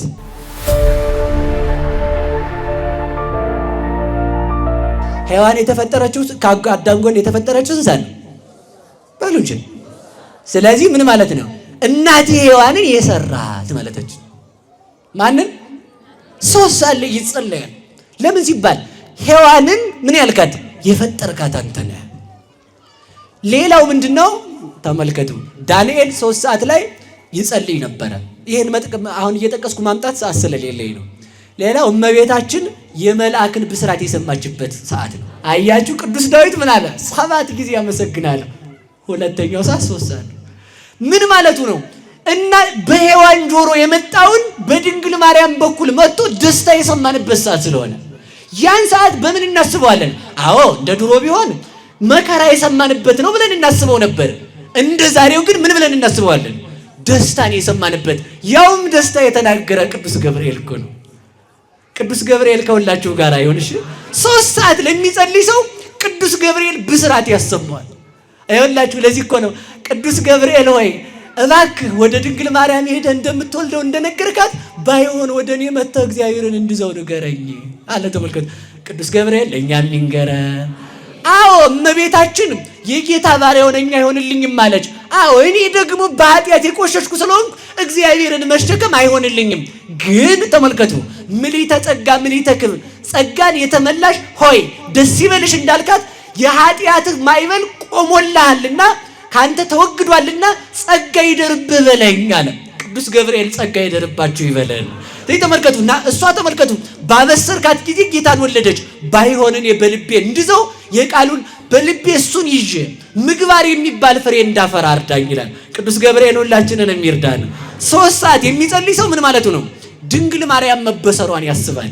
ሌላው 1 ሰዓት ላይ የሚጸልይ ሰው አዳም ከገነት እንደተባረረ ያስባል። አዳም ከገነት የወጣበት 1 ሰዓት ስለሆነ ከገነት 1 ሰዓት ላይ መውጣቱን ሲያስብ ክርስቶስ ደግሞ 1 ሰዓት ላይ በጲላጦስ ፊት ቆሞ ወደ ቀደመ ርስቱ መለሰው። 3 ሰዓት ለሐዋርያት መንፈስ ቅዱስ የተቀበሉበት ሰዓት ነው። ሐዋርያት ምን የተቀበሉበት? 3 ሰዓት ላይ የተቀበሉት። ያን ሰዓት የሚጸልይ ሰው መንፈስ ቅዱስን ከኔ አታውጣ ማለቱ ነው። የፈለገ ቦታ ላይ ልንሆን እንችላለን። በቃ ሰዓቱ ትዝ ሲላችሁ ከ3 ሰዓት እስከ 6 ሰዓት ዝም ብላችሁ ተመስገን መድኃኔዓለም በሉ ተመስገን በሉት። መድኃኔዓለም ማንን የተቀበሉበት ስለሆነ? መንፈስ ቅዱስን። ያ ጥቡ የሚያደርገው ኃይል ያለው መንፈስ ቅዱስ አይለይ ማለት ነው። እንዳይለየን መድኃኔዓለም ይርዳን። ስንት ሰዓት ቀረን? 6 ሰዓት። አልፌ ነው። 6 ሰዓት ላይ ተመልከቱ፣ አዳም የሳተበት ሰዓት ነው። ማን የሳተበት? ሊቃውንት ሲናገሩ እንዲህ ይላሉ። 6 ሰዓት ናላ ያለ የት ነው? ናላ አንጎል እዚህ ውስጥ ነው። ፀሐይ ቀትር ሰዓት ላይ ሲሆን ማንን ይመታል? ንገሩኝ እንጂ አናትን ይመታል። አናት ሲመታ ሰው ይዝላል አይዝልም? ሰው ከዛ ላይ ደግሞ ለፈተና ይጋለጣል አይጋለጥም? በሉ እንጂ አይወላችሁ 6 ሰዓት ስንጸልይ ተመልከቱ። ለሰይጣን ሰዓት አለው ማለታችንም አይደለም ወዳጅ። እንኳን ለሰይጣን ሰዓት አገርም የለውም ሰይጣንሽ፣ አገር የለውም ሰይጣንሽ። ሲኦልም ቢሆን ውስተ ኩሉ ባሕውርት መለኮቱ የማን አገር የማን ግዛት ነው? የእግዚአብሔር ግዛት ነው። እዛ እንዲኖር ፈቀደለት ነው እንጂ የሚባለው ሲኦልም ውስጥ እንኳን ሰይጣን ስልጣን የለውም። ማን ካልፈቀደለት? እግዚአብሔር። እየሰማችሁ ነው። ስለዚህ ተመልከቱ 6 ሰዓት ላይ አዳም አባታችን ስቷልና ጸልየን፣ አቤቱ አዳም ከገነት የወጣበትን ሰዓት እኔንም ከገነት እንዳታስወጣኝ ስንል እንጸልያለን። መድኃኔዓለም ከአማናዊት ገነት ከቤተ ክርስቲያን አይለየን። ከአማናዊት ገነት ከድንግል ማርያም አይለየን። እውነቴን ነው። ገነት ይለዋል ድንግል ማርያም ናት። እሺ ያችኛዋን ገነት ነው እንዴ? ዞሮ እባክህ ያችማ ምን ትተካለች እኮ። ያ ከዛች ፍሬ የበሉ ይሞታሉ። ከድንግል ማርያም ፍሬ የበላ ማን ሞቷል? ሕይወት አግኝቷል እንጂ ልጇ ምን ስለሆነ? ሕይወት ስለሆነ። ተመልከቱ 6 ሰዓት ላይ ምን ይላል አለ? ሰው ምን ይላል? አይምሮ ይዝላል። ተመልከቱ ለምን እንጸልያለን ካል 6 ሰዓት ላይ ክርስቶስ በመስቀል ላይ ቆሟልና። በምን ላይ ስለቆመ? በሞቴ ንገሩኝ። እርግጠኛ ሆኜ የምነግራችሁ ማለት ነው የኦርቶዶክስ ተዋህዶ ቤተክርስቲያን ፊደል 22ቱ ፊደል ትርጉም አለው። ቁጥሩም ትርጉም አለው። ፍርጥ ብትሉ የትም አትሄዱ። ትርጉም አለው። ያው በትርጉም ነው። አንድ ብትል አንድ አይባልም። እሺ አንድ ስትል ሕይወት አንድ ብሎ የጀመረው ከድንግል ማርያም መሆኑን እወቅ። እሺ አንድ ብሎ ሕይወት የጀመረው ከየት ነው? ሞት የጀመረው ከየት ነው? ከሔዋን። ሕይወት የጀመረው ከየት ነው? ከድንግል ማርያም። ማንም ልጇ ምን ስለሆነ? ሕይወት። ይሄ ነው እኮ። እሺ ልምጣ። ማን የተሰቀለበት ሰዓት ስለሆነ? በሉ እንጂ 6 ሰዓት ላይ ስንጸልይ ተመልከቱ። ዓለምን ጨለማ ያረከው በመስቀል ላይ ራቁትህን የሆንከው ለእኔ አቤቱ አንተ አሁንም ልጅነትን ገፈህ ራቁቴን አታድርገኝ። ለእኔ ብለህ በመስቀል ላይ የጨለመብህ መድኃኔዓለም ሆይ በጨለማ ገሃነም አትተወኝ። ሕይወቴ ጨለማ እንዲሆን አትፍቀድ፣ አድነኝ ማለቶች። ተመልከቱ 6 ሰዓት ላይ እነዚህ ሁሉ ከተፈጸሙ በኋላ ተመልከቱ ሰይጣን በጨለማ እየተደረሰበት ወደ ክርስቶስ መጥቷል አይደል? ከዚያም በኋላ ከ6 እስከ 9 ባለው ሰዓት ሰይጣን ድል የተነሳበት ሰዓት ነው። ሰይጣን ድል በተነሳበት አዳምን ድል በነሳበት ሰዓት ክርስቶስ ደግሞ ሰይጣንን ድል በነሳበት ሰዓት ድል እንዳንነሳ እንጸልያለን። ምን እንላለን? በሞቴ ንገሩኝ። ምን እንላለን? እሱ ጨልሞበት ያለበሰን መድኃኔዓለም የተመሰገነ ይሁን። ለዚያ ነው ፀሐይ ብርሃን እንጂ ይሉሃል መስቀሉ ላይ ነው አለች። ሕይወት እንጂ ይሉሃል መስቀሉ ነው አሉና ሙታን አፈፍ። ተመልከቱ አሉና ተነሱ። ጽኑ እንጂ ይሉሃል ክርስቶስ ነው ብለው አለታት ተሰነጣጠቁ። አለት በተሰነጠቀበት ሰዓት በትዕቢት የደነደነ ልብ እንደምን ያሳዝናል። አለት የክርስቶስ ቃል ተመልከቱ፣ የክርስቶስ ቃል አለትን እንኳን ቢሆን ይሰነጥቃል። የሰው ልጅ ልብ ግን አልሰነጥቀዋል። እግዚአብሔር ልቡናችንን ለበጎ ነገር ያስደንግጥልን። ስለዚህ 6 ሰዓት የምንጸለየው ምን ስለሆነ ነው? አዳም የወጣበት ነው፣ አታውጣን። ክርስቶስ የተሰቀለበት ነው፣ ምን በለን? ከበረከተ መስቀልህ አሳትፈን። ሰይጣንን ድል እንደነሳው ድል መንሳትን ስጠን ነው። መድኃኒዓለም ድል መንሳትን ይስጠን። አሜን በሉ እንጂ። እሺ አሁን ስንት ደረስኩ? 9 አልፌ ነው እንደው አልፌ ነው ተውኝሽ። እና 9 ሰዓት አሁን አልፎ ይባላል። 9 ሰዓት ላይ ደግሞ ተመልከቱ፣ ወወጻት መንፈሱ ሶቢሃ ክርስቶስ ነፍሱን ከስጋው የለየበት ሰዓት ነው ይላል። ነፍሱን ከምኑ በሉ እንጂ። ሰይጣን ድል ተነስቶ ከዛ ተመልከቱ፣ ሰይጣንና ውሻ እንደው ተመሳሳይ ናቸው። ስጋ ያለበት ቦታ ውሻ አይቀርም ያድራል። በዱላ ብትለው በድንጋይ ብትለው በአካፋ ብትለው ካለሞተ ወይ ፍንክች። ክርስቶስን ደግሞ ሰይጣን ውሻ ነው። ክርስቶስ ሰው መስሎት በመስቀል ላይ ስጋ ለብሶ ሲያየው ሰው መስሎት መጣ እያነፈነፈ ማለት ነው። የዚያን ጊዜ ነፍሱን ተመልከቱ በስልጣኔ ለያታለሁ ብሎ እንደ አዳም እንደ አብርሃም እንደ ይስሐቅ እንደ ያዕቆብ ስጋ መስሎት እየተንኮታኮተ ሲመጣ ተመልከቱ። ክርስቶስ ተመልከቱ መስቀል ላይ ሆኖ ሲያየው ሰው መስሎት አልነበር። ከዛ ምን አደረገ? አባት ሆይ አለ። ይሄ ከስጋው የወጣ ቃሉ ነው። አብ የማይሰማው ሆኖ አይደል? አብ በልብነት ከወይን የራሱ ልብ ስለሆነ ገብታችኋል። አሁን በልብነት ከወይን የወልድ ምኑ ነው? ልቡ ነው። ስለዚህ አባት ሆይ እባክህ ነፍሴን አደራ ሲል ሰይጣን ለካ አባቱ አምላኩ ነው እንዴ? አምላኬ ለምን ተውከኝ ይላል እንዴ? እያለ እየተጃጃለ ምን መጣ? የስጋን ድምፅ ፍለጋ እኮ ነው። ተመልከቱ በስጋው የተናገረውን አምላክ አይደለም ብሎ ሲመጣ ተመልከቱ። ያችን ሰዓት ክርስቶስ በገዛ ስልጣኑ ነፍሱን ከስጋው ለየ። ምንድነው ጥቅሙ ስትሉ ተመልከቱ። ቀድሞ ዲያብሎስ የሰውን ነፍስ እያሰቃየ ተመልከቱ። ወንዶችን እስከ 40 ቀን ሴቶችን እስከ 80 ቀን ድረስ አሰቃይቶ ነፍሳቸውን በስልጣኑ ይለየው ነበር። ክርስቶስ ነፍሱን በስልጣኑ ከስጋው ሲለይ ተመልከቱ። የክርስቲያኖች ነፍስ በእግዚአብሔር ስልጣን የምትለይ ሆነች። ክብር ለቅዱሳን አምላክ ይሁንልን። ሰይጣን የክርስቲያን ነፍስ ይነካ ዘንድ አይቻለውም። ይቻለዋል? ተመልከቱ። ስለዚህ ምንድነው? ነፍሴ በዲያብሎስ ስልጣን እንዳትለይ አንተ ነፃ ወጥተኛልና ወደ ባርነት እንዳልገባ ጠብቀኝ ስንል 9 ሰዓት እንጸልያለን። የሰማችሁ ነው። ሌላው ደግሞ ምንድነው መሰላችሁ? እሺ በቃ እየተውኩት ልድ በጣም ነው። አሁን አንዳንድ ጊዜ እየሰማችሁ ነው። ወደ ሁለተኛው ስንት ሰዓት ነው የቀረን? 11 ሰዓት ይጸለያል። ተመልከቱ 11 ሰዓት ላይ ተመልከቱ ክርስቶስን ዮሴፍና ኒቆዲሞስ ከመስቀል አውርደው ገንዘው በአዲስ መቃብር የቀበሩበት ሰዓት ነው። አቤቱ አንተ የማትሞተው ለኔ ሕይወትን የምትሰጥ ከመስቀል ላይ ወርደህ ተመልከቱ በመቃብር ያደርክበት መቃብሬን የጎበኘህበት ሰውን የምታፈርሰውን መቃብር ሕይወት እንድትሰጥ የቀደስካት አንተ ነህ ማለቶች። ስለዚህ ሰዓት ምን ብለን እንጠብቃለን መሰላችሁ?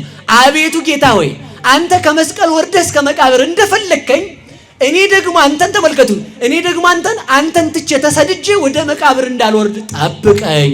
እግዚአብሔር ይጠብቀን። ስለዚህ ምን ስንለው ማለት ነው? መቃብር ከሆነ ሕይወት አውጣኝ። ነፍስ ተመልከቱ እያለው የሌለው ከመሆን ሰውረኝ። ሰው አለ ግን የሞተ ነው። ሲዘመር የማይሸተው ከሆነ የሞተ ነው። ሲዘፈን የሚሸተው ከሆነ ነው እኮ የሞተው እኮ እሱ ነው። ሲዘመር አይሸተውም። ነገረ ቅዱሳን ሲነገር አይሸተውም። ምንድነው ሊሸተው የሚችለው? የሞተ ሕይወት ማለት ነው። ከሞተ ሕይወት እግዚአብሔር ይሰውረን። ስለዚህ ወደ ነገር ልመልሳችሁና ወደዛው ላይ ስለዚህ መቃብርን ጎበኘ።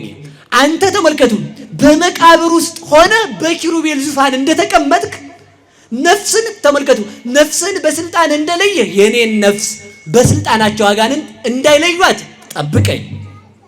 አንተ በመቃብር እንዳለ በኪሩቤል ዙፋን ላይ እንዳለ እኔ ደግሞ በመሬት እያለሁ ካንተ እንዳልለይ ጠብቀኝ።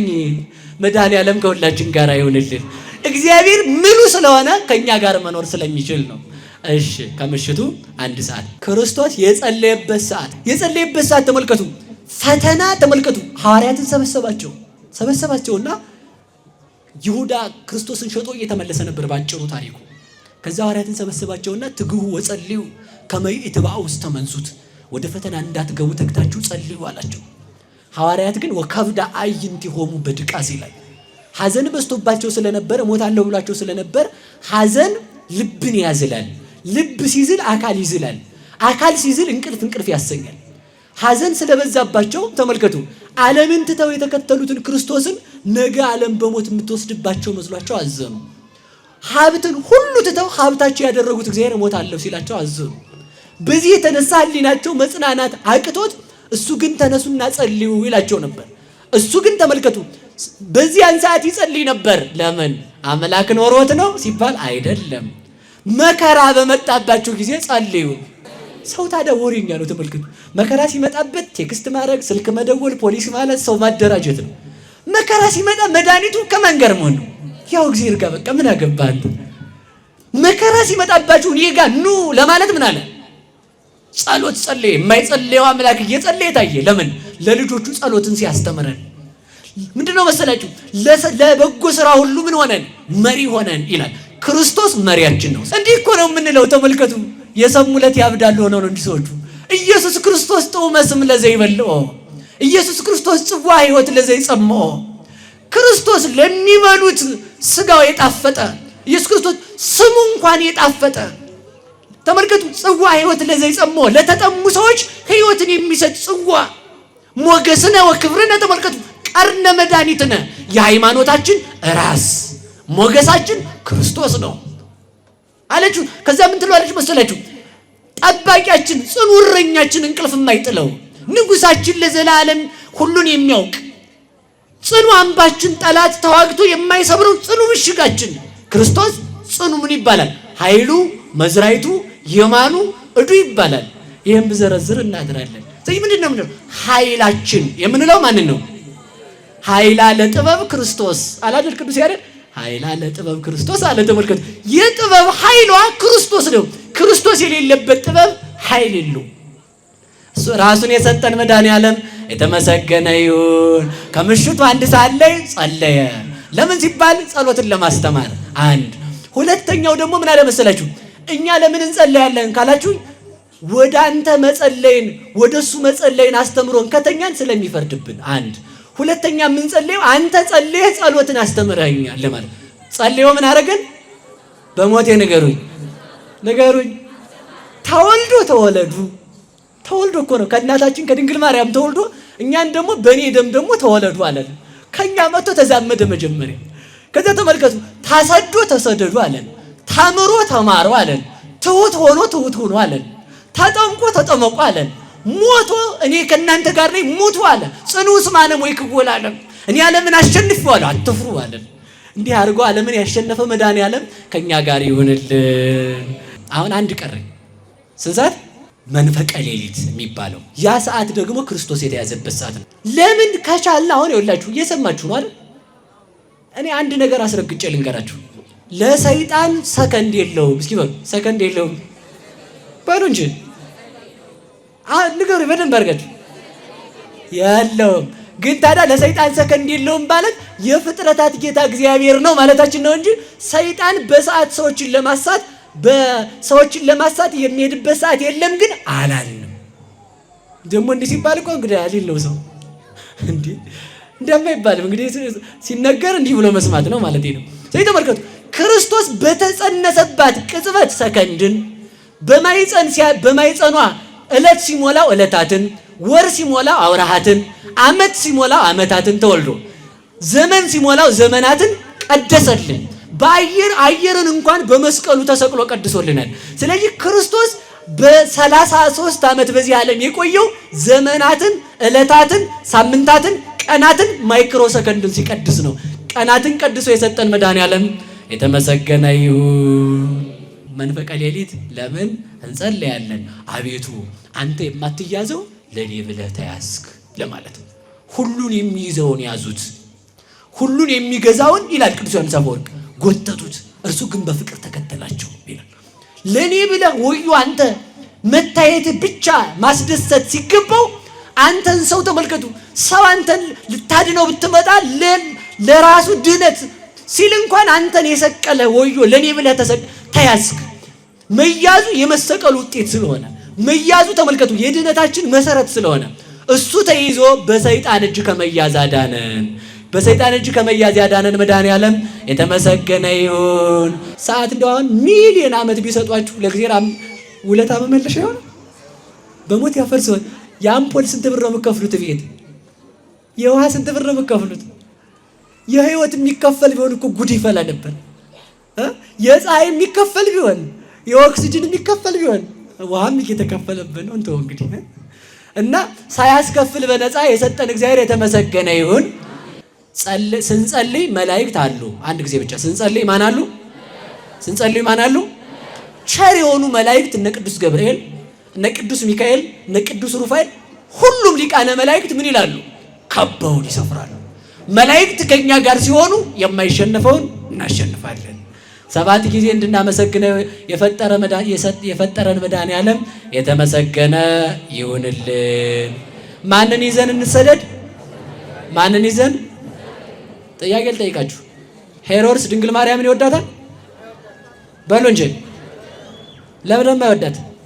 ሄሮድስ አለ ከድንግል ማርያም ጋር ስምምነት የለውም አለ። ሄሮድስ ግን እኔን ይወደኛል አለ። ሄሮድስ እኔን የወደደ ጌታ ከኔ ጋር ስለሌለ ነው። እባክሽ ድንግል ማርያም የወለድሽው ልጅ በሕይወቴ እንድጻፍ ልሁንና እንዳንቺ ልሰደድ አላት። እንደምን መሰላችሁ? ክርስቶስን ስንዝ የሚያሳድዱን ይበዛሉ። ክርስቶስን መያዝ ማለት ደግሞ ድንግል ማርያምን መያዝ ነው፣ ማስበለጥ አይደለም። አስረግጬ የምነግራችሁ ማለት ነው። በእግዚአብሔር የሚተካ የለም። ድንግል ማርያም ከእግዚአብሔር በታች የሚተካት ፍጡር የለም። ቅዱሳን ደግሞ ከእግዚአብሔር በታች የሚያማልዱን ናቸው። ሰይጣን ገብቶት ቅዱሳንን ሲያስክድ ሰው ገብቶት ቅዱሳንን ማክበር አቃተው። እውነት ይልኩን ገብቶን ቢያህን ማክበር አንችልም። እንዲሁ ገብቶን እንድናከብራቸው መድኃኔዓለም ይርዳን። ቅዱስ ገብርኤል ደስታን ይጻፍባችሁ። የቅዱስ ገብርኤል በረከት ከሁላችን ጋር ይሁን። ስንጸልይ የማን ባልንጀራ እንሆናለን? የማን? የቅዱስ ገብርኤል። ይኸው ቅዱስ ገብርኤል ሲመጣ ደግሞ ደስታ፣ ቅዱስ ገብርኤል ሲመጣ ደግሞ ተመልከቱ ያለቀ ውሃ ይሞላል። ቅዱስ ገብርኤል ሲመጣ ዘንዶ ይቆማል። ቅዱስ ገብርኤል ሲመጣ ተመልከቱ ጉዞ ወደ ቅድስት ሀገር ኢየሩሳሌም። ተወለደ ጌታ ተወለደ። ጉዟችን እንደ እስራኤል ዘሥጋ በጆርዳን በኩል ወደ እስራኤል ይሆናል። እንደ ሕዝበ እስራኤል ቀይ ባህርን እንሻገራለን። በአካባ ደሴት ላይም እናድራለን። በአስደናቂው የፔትራ ፍልፍል ዓለት ውስጥም እናልፋለን። ከጭንጫ ዓለት ላይ ከፈለቀው ከሙሴ ምንጭ በረከትን እንሳተፋለን። እንደ ሊቀ ነቢያት ሙሴ በናባው ተራራ ላይ ሆነን የተስፋይቱ ምድር እንመለከታለን። እንደ ነቢዩ ኤልያስም ዮርዳኖስን ባህር እንሻገራለን። እንደ ነቢያቱ እንደ ኢያሱና እንደ ካሌብ በዝማሬና በእልልታ ወደ ኢያሪኮ ከተማ እንገባለን። በኢያሪኮ ከተማ ከኤልሳ ምንጭ በረከትን ተጎናጽፈን ወደ ቅድስቲቱ ሀገር ኢየሩሳሌም በደስታ እንገባለን። እንኳን ለብርሃነ ልደቱ በሰላም አደረሳችሁ። ተወለደ ጌታ የዘንድሮው የጌታ ልደትን በዓል በልዩ ሁኔታ በቦታው እናከብራለን። ከዋዜማው ጀምሮ በቤተልሔም በኤፍራታ አደባባይ ምስጋናው እንደ ወንዝ ይፈሳል። ከሊቀ ጳጳሱ ከብዙ ክርስቲያኖች ጋር አብሮ በመሆን በልዩ ልዩ መንፈሳዊ ዝግጅት በዝማሬ ደምቀን እናከብራለን። ከበዓሉ በተጨማሪ በመላ እስራኤል የሚገኙ ቅዱሳን መካናትን እየጎበኘን እየተሳለምን በረከትን እናፍሳለን። ከሊቶስጥራ እስከ ጎልጎታ ጌታችን መከራ ሕማሙን የተቀበለበትን 14ቱን ምዕራፎችን እመቤታችን የተገነዘችበት ጽርሐ ጽዮንን የተቀበረችበት ጌቴሰማኔን ጌታችን ምስጢረ ምጽአቱን ያስተማረበትን ሐዋርያት እያዩት በ40ኛው ቀን ያረገበትን ታላቁን ጸሎት አባታችን ሆይ ያስተማረበትን ደብረ ዘይትን እናያለን። ፈጣሪ በፍጡር የተጠመቀበትን ዮርዳኖስን፣ ብርሃነ መለኮቱን የገለጸበትን ደብረ ታቦርን፣ ውሃ ወደ ወይን የተቀየረበትን ቃና ዘገሊላህን እንዲሁም በርካታ መካነ ቅዱሳንን እየጎበኘን እየተሳለምን በረከት እየተጎናጸፍን 10 ቀናትን በእስራኤልና በጆርዳን እናሳልፋለን። ከኛ ጋር ለመጓዝ የፈለጋችሁ በሙሉ ሁላችሁም ከስክሪኑ በታች በሚሄዱት ስልኮች እየደወላችሁ ከወዲሁ እንድትመዘገቡ መንፈሳዊ ጥሪያችንን እናቀርብላችኋለን። ልዩነታችን መንፈሳዊነታችን። ኤላ ኮቴትና ቋንቋይነሽ ሚዲያ በጋራ ያዘጋጁት መንፈሳዊ ጉዞ ወደ ኢየሩሳሌም። ቅዱስ ገብርኤል ሲመጣ የሚመራ ወደ ድንግል ማርያም ነው። ተመልከቱ፣ ሰላም ላንቺ ይሁን እያለ ወደ ድንግል ማርያም ያደርሰናል። እሷን የሰጠን ገብርኤልን የሰጠን መድኃኔዓለም የተመሰገነ ይሁን። ሰዓት ስለበላው ስላስመሸዋችሁ እናንተንም መርሐ ግብር አዛብቼ መምህሮቹንም ስላስመሸው ይኸው ይቅርታ ጠይቃለሁ። ስብሐት ለእግዚአብሔር። ይቆየን።